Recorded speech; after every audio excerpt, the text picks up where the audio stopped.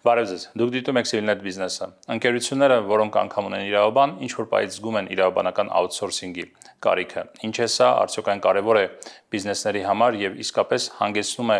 ծախսերի կրճատման թե ոչ, կզրուցենք Փարվանյան Consulting ընկերության իրավաբանական բաժնի ղեկավար Արման Ասրյանի հետ։ Բարև ձեզ։ Բարև ձեզ։ Շնորհակալ եմ այս հնարավորության համար։ Պարոն Ասրյան, տեսեք, բոլոր նրանց համար, ովքեր այդքան էլ ծանոթ չեն ինչ է իրավաբանական outsourcing-ը, ասացիք ինչի մասին է խոսքը եւ ինչու է դա կարեւոր։ Եթե շատ բարձ բառերով փորձենք ներկայացնել, իրավաբանական outsourcing-ը ընկերության ներքին իրավաբանական գործառույթների կամ դրանց մի մասի պատվիրակումն է,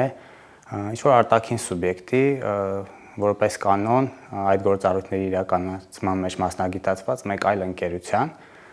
գործընթացը իրավաբանական ծառայությունների մատուցման պայմանագրի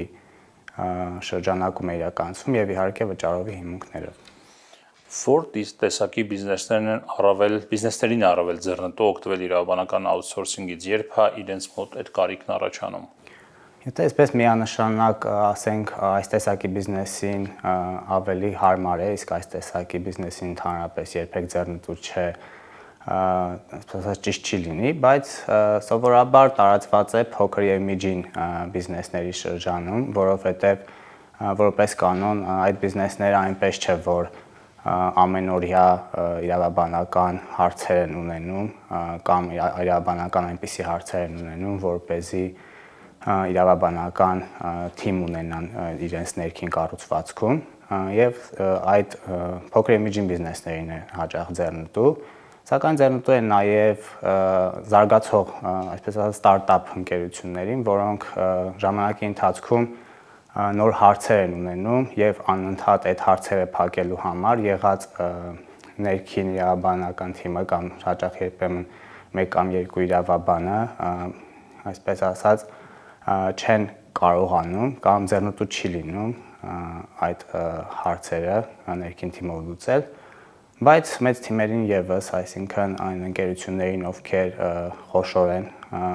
երբեմն եւս կարիք է լինում իրավաբանական outsourcing-ից օգտվելու, պատճառները տարբեր են, իրավաբանությունն էլ բազմապրոֆիլ է եւ ունենալ այնպիսի թիմ, որը ունակ կլինի բոլոր իրավաբանական հարցերին լուծում տալ, ոչ միշտ է հնարավոր լինում կամ ուղղակի ֆինանսական առումով ձեռնտու չի լինում։ Այսինքն իրավաբանական outsourcing-ից չեն օգտվում միայն այն ընկերությունները, որոնք չունեն իրավաբան կամ իրավաբանական բաժին իրենց ներքին կառուցվածքում։ Լինում են դեպքեր, որ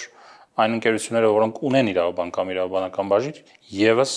կարիք են ունենում օգտվել իրավաբանական outsourcing-ից։ Այո, շատ ճիշտ նշեցիք, այս երկուսը իրար ընդհանրապես չեն բացառում եւ շատ հաճախ հենց լրացնում են։ Այսինքն ընկերությունները, որոնք ունեն ներքին իրավաբանական թիմ, շատ հաճախ իմ արդեն իսկ նշած պատճառներով նաեւ, երբ տվյալ իրավաբանական թիմը, օրինակ ինչ որ մեկ այլ մասնագիտացմամբ է, այսինքն այն մասնագիտացմամբ, որը սովորաբար առնչվում է իրենց ամենօրյա գործունեությանը, սակայն ինչ-ինչ պատճառով ի հայտ է գալիս այնպիսի իրավական հարց, որը այլ մասնագիտացում է պահանջում, այս դեպքերում կամ առավել բարդ իրավաբանական հարցերի դեպքում, երբ անհրաժեշտություն է առաջանում դիմել մեկ այլ թիմի, որը եւ փորձ ունի եւ իր կազմում ունի այնպիսի մասնագետներ, որոնք ունակ են լուծելու այդպիսի բարդ հարցերը, նաեւ այդ դեպքերում է ներքին թիմ ունեցող ընկերությունը outsourcing-ի կարիք հաճախ ունենում։ Հասկանալի է, շատ հաճախ, երբ որ խոսում է իրավաբանական outsourcing-ից, նշվում է ծախսերի կրճատումը կամ ֆինանսական տեսանկյունից որոշակի ձեռնտու իրավիճակների ստեղծումը։ Իսկապես խոսքը ծախսերի կրճատման մասին է, դա կարող է ընկերության համար հանգեցնել խնայողությունների։ Այո, կարելի է ասել, բայց այնպես չէ, որ հենց ցանկացած ընկերություն, ցանկացած պահի որոշեց իրավաբանական outsourcing-ից օգտվել, ծախսերը կրճատվելու են, այսինքն կան կոնկրետ սցենարներ, որոնց դեպքում է ծախսերի կրճատումը առաջանում։ Եթե օրինակի վրա ներկայացնեմ եւ արդեն իմ խոսքի շարունակությունը նախորդ մտքից, Երբ որ ընկերությունը պայմանական ունի 3-4 իրավաբաններ, ովքեր ամենօրյա օպերատիվ աշխատանք են իրականացնում իրենց ընկերությունում, հաճախ կրկնվող աշխատանք են իրականացնում, օրինակ պայմանագրերի վրա են աշխատում եւ մասնագիտացված են այդ ոլորտում, դատական գործ են ունենում։ Օրինակ ընկերության դատի են տվել։ Այս դեպքում օրինակ ընկերությունը իր համար պարզում է, որ իր թիմը դատավարության մեջ մասնագիտացված բավարար փորձ ունեցող իրավաբան չունի եւ այս դեպքում երկու տարբերակ ունի մեծ հաշվով հայտարարություն տալ եւ աշխատանքի վերցնել այնպիսի փաստաբանի, ով ունակ կլինի գնալ եւ դատարանում պաշտպանել իրենց շահերը, բայց մենք իհարկե հասկանում ենք, որ փաստաբանը, որը նշված ոլորտում մասնագիտացում ունի եւ որը իր մասնագիտական եւ ընդհանրապես աշխատանքային փորձով կարող է դատական գործը, ինչպես հարկն է ընկերության շահերը դատական գործով ներկայացնել, այնպիսի աշխատավարձ է ուզելու, որը համապատասխանում է իր փորձին եւ գիտելիքներին եւ այս դեպքում այդ փաստաբանային աշխատանքի վերցնել եւ օրինակ տարվա մեջ ընդամենը 1-2 նման գործով որպեսզի իրենց շահերը պաշտպանի, բայց մնացած ժամանակը ստեցիոն անելու բան չունեն այդ ընկերությունում, բայց դրա համար վճարի բնականաբար ձեռնտու չէ, իսկ իրավաբանական աութսորսինգի դեպքում այդ փաստաբանը մեծ հաշվով վճարվում է միայն նրա համար, ինչ անում է, այսինքն այս դեպքում բնականաբար ծառայության գինը անհամեմատելի է լինում նրա հետ, այն գումարի հետ, որը կստանա այդ փաստաբան ընկերությունը, եթե աշխատանքային հարաբերությունների մեջ գտնվեր։ Բացի ծախսերի կրճատումից էլ ինչ գրավիչ հանգամանք կա այստեղ, ինչ առավելություններ կա, որ ընկերություններին շահագրգռելու է օգտվել իրավաբանական աութսորսինգից։ Դա ծախսերից բացի, ելի որպես ծախսերի շարունակություն եւ իմ օրինակի շարունակություն, այդ փաստաբանը կամ աութսորսինգի դեպքում այնպես չէ, որ հենց մեկ փաստաբան է լինում, որպես կանոն մեծ իրավաբանական թիմ է լինում, որը տարբեր պրոֆիլների մասնագետներ է ունենում, ստացվում է, որ ունենալով իրավաբանական աութսորսինգի պայմանագիր տվյալ ընկերության հետ, ընկերությունը ունենում է առավել որակյալ ձևով հարցերը լուծող իրավաբանական թիմ, որովհետև տվյալ թիմը, ինչպես նշեցի, ունի մասնագետներ, որոնք գրեթե բոլոր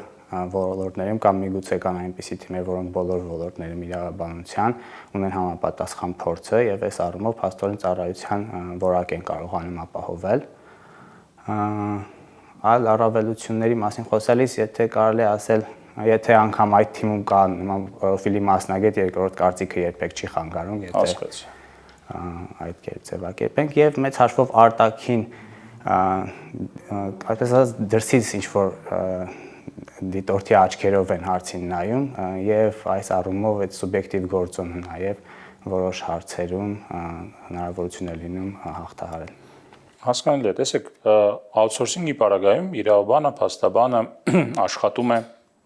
թիմից դուրս, ինչպես դուք ասացիք, բայց նայելով դրսից թիմին։ Այդ թիմից դուրս լինելով, ընկերությունից դուրս լինելով, ինչպես է կազմակերպվում այդ աշխատանքը, դրա կազմակերպման ձևը, ինչ էֆեկտիվ ձևեր կան կոմունիկացիայի այդ թիմի հետ, այդ ընկերության աշխատակազմի հետ։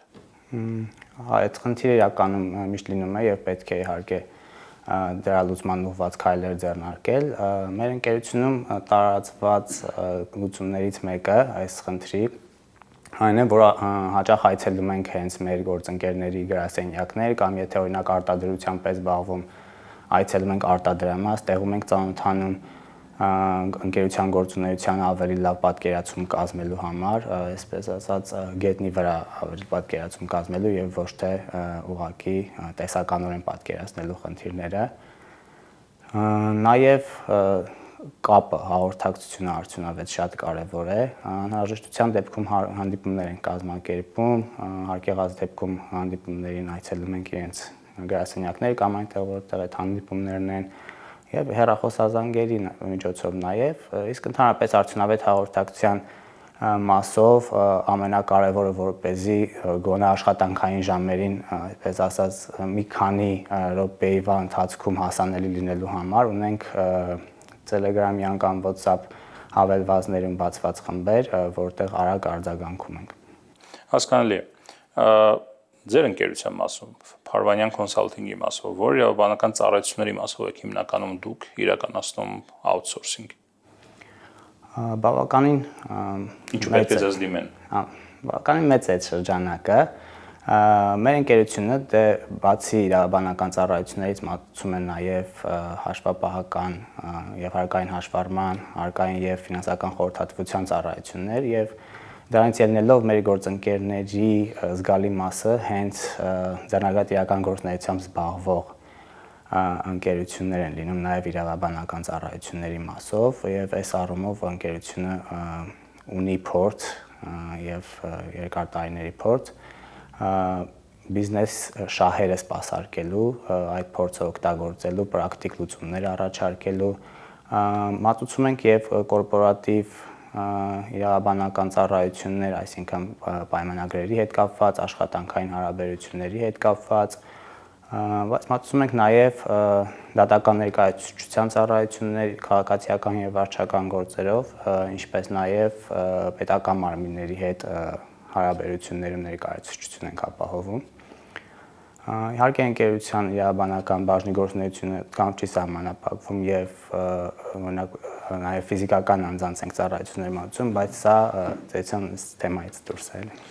Շատ լավ, այ ընկերությունը արդեն զգում է կարիք իրավաբանական outsourcing-ի, ինչպես է մեկնարկում այդ գործընթացը ծառայությունների մատուցման, որոնք են առաջին քայլերը այդ համագործակցությունը կառուցելու ուղղությամբ։ Սա շատ կարևոր փուլ է, ամենաառաջին փուլը, որը երբեք պետք չէ անտեսել։ Սկսում ենք կարիքների գնահատումից, եթե այսպես ձևակերպեմ, այսինքն ինչու է ուզում իրավաբանական ծառայությունից օգտվել եւ ինչ ծառայությունից է ուզում օգտվել, ինչի կարիքը ունի, որովհետեւ միշտ չէ, որ եւ այնքան է հաճախ չէ, երբ մեր գործընկերները հստակ արդեն գիտեն կոնկրետ ինչ ծառայություն են ուզում եւ գալիս են ասում մեզ այս ծառայությունն է անհրաժեշտ, պետք է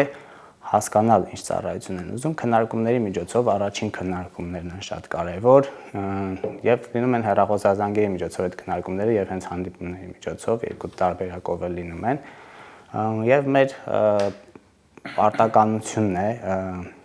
հարցերի միջոցով հնարավորինս որոշակիացնել այն ծառայությունը, որի կարիքը ունի գործընկերը, խորհրդատվություն տրամադրել ինչքանով ունի այդ ծառայության կարիքը եւ այդ հանդիպման արդյունքներով արդեն գնային առաջարկ ենք ներկայացնում, որը ամբողջությամբ հիմնված է այդ հանդիպման շրջանակում գործընկերոջ ներկայացրած հետաքրքրությունների վրա, արդեն գնահատարկը հաստատվելու դեպքում ծառայությունների մատուցման պայմանագիր է կնքվում եւ անցնում ենք արդեն ծառայությունների մատուցմանը։ Այստեղ շատ կարեւոր է, որ գործընկերը իր ակնկալիքները հստակեցնի, այսինքն եւ մենք էլ հնարավորինս փորձենք հասկանալ որոնք են այդ ակնկալիքները, որպեսզի ծառայության մատուցման ընթացքում թյուրըմբռնումներ առաջ չգան եւ ստացված համագործակցություն լինի։ Շատ լավ, ինչ խորհուրդ կտաք այն ընկերություններին, որոնք մտածում են օգտվել outsourcing-ից։ Ճիշտ գնահատեն առաջին հերթին ինչքանով է իրենց ձեռնտու outsourcing-ը եւ ճիշտ գնահատելու համար խորհուրդ կտամ քչից սկսել, այսինքն եթե միանգամից չգալի ամենամեծ փաթեթը վերցնել, շատ ճիշտ օրինակ ներկայացրեցիք, հաճախ սովորաբար մենք մի քանի փաթեթներ ներկայացնում ենք, եթե խոսքը ամսական իրավաբանական ծառայությունների մասին է, բայց ոչ բոլոր գործընկերներին են այդ փաթեթները անհրաժեշտ, այսինքն մեծ փաթեթները եւ մենք էլ մեր խոսքում նշում ենք, որ միգուցե հենց այս փաթեթը ձեզ համար դեռ այնքան էլ կիրառելի չէ, միգուցե հետագայում ձեր գործունեության ընթացքում կիրառելի կդառնա, կամ անգամ ամսականից չսկսել, այլ մեկ անգամյա որևէ ծառայության մասով փորձել, տեսնել ինչպես է ստացվում համագործակցությունը,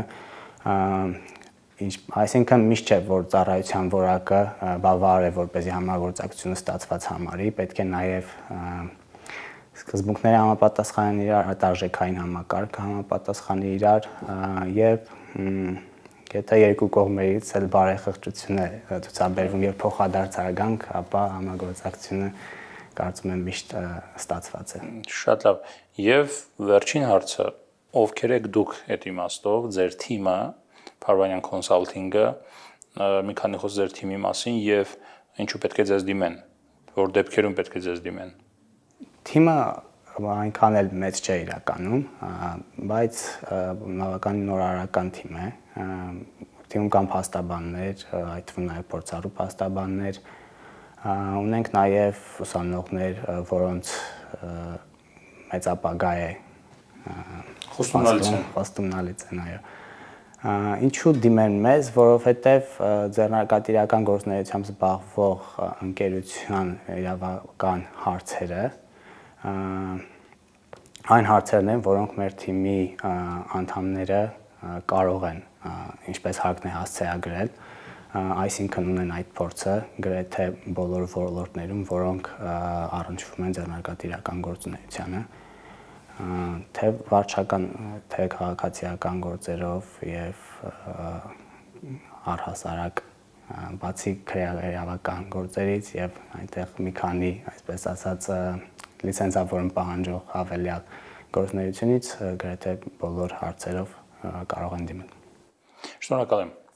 Ես եմ շնորհակալ։ Civilnet Business-ի տաղավարում ես զրուցեցի Արման Ասրյանի հետ։ Առողջ եղեք։ Կհանդիպենք։